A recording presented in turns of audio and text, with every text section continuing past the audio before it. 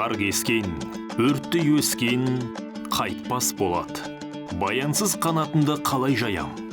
Биғанай, аттан байды хан Абылай, келмесе қанды балақ Батыр Баян.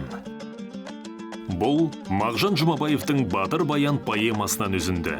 Алталаштың ту көтеріп жауға аттанар сәтіндегі Баян Батырды күткен хан Абылайдың сөзі. Осыдан ақ қаншалықты белді де беделді батыр болғандығын аңғаруға болады. 18 ғасырда Абылай ханның тұсындағы қазақ батырлардың шоғыр ішінде аңызы асқақ, басы биік тұрған қолбасшылардың бірі Баян Батыр еді. Дүниеге келген жылы 1714 жыл деп нақтыланады. Баян Батыр туралы деректер жыраулар толғауынан бөлек. Мәшһүр Жүсіп пен Шоқан Уәлихановтың жазбаларында, академик Әлкей Марғұланның зерттеулерінде кездеседі. Бұдан бөлек зерттеуші ғалым Зарқын Тойшыбай Омбы мемлекеттік мұрағатынан Баян Батырға қатысты құжаттар тапқан. Ұлы ғалым Шоқан Уәлихановтың 18 ғасырдағы батырлар туралы тарихи аңыздар мақаласында Абылай хан айтты деген сөз келтіріледі. 300-дегі батырларының ішінде ерлігі мен ақылы жөнінен уақ Баян Батыр бәрінен артық.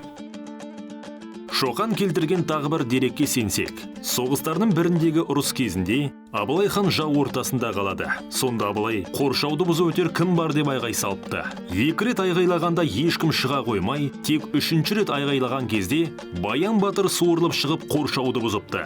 Ұрыстан кейін Абылай Баянды шақырып алып, неге 2 рет айғайлаған кезде шықпадың деген кезде, әуелі төре сұлтандарға жол бердім. Одан кейінгі жол аға баласы арғындыкі еді. Ақыра жолдан басқа жол қалмаған соң өзім шықтым депті. Ал мәшһүр Жүсіп болса, Абылай айтты дейтін үйде батырмын дегендер көп еді, түзде баяндай көрінетіні жоқ еді деген сөзді өз еңбектерінде атап өткен. Ал академик Әлкей Марғұлан батырдың бейбіт күндегі болмысы туралы жазыпты. Серілікті жаны сүйетін болған, әсіресе Абылайдың жауынгер батырлары. Уақ Баян Батыр атақты серінің бірі. Күйді ол алысқа шалқытып, сыбызғымен әдемі тартатын болған. Баян Батырдың өміріндегі аңызға айналған тұстардың бірі інісі Ноянды жазалауы. Бұл аңыз Мағжан Жұмабаевтың Батыр Баян поэмасында да, режиссер Исламбек Тәуекеловтың Батыр Баян көркем фильміне де арқау болды. Бұл нұсқа бойынша Батыр Баян ашуын ауыздықтай алмай, інісімен ғашығын жазым етіп қайтқаннан кейін соғысқа аттанып ол майдан даласында өзін көп жаудың қоршауында қалдырып қайтыс болған. Ал тарихи деректер бұл оқиғаның басқа екендігін айтып отыр. Анығында Баянның Ноян деген інісі болмаған. Ал қалмақ қызына ғашық болып жүрген жігіт Баянның Сары деген аталас ағасынан туатын Қыстаубай. Қыстаубайды ақын Мағжан Ноян деп өзгертіп, Баянның туған інісі еткен.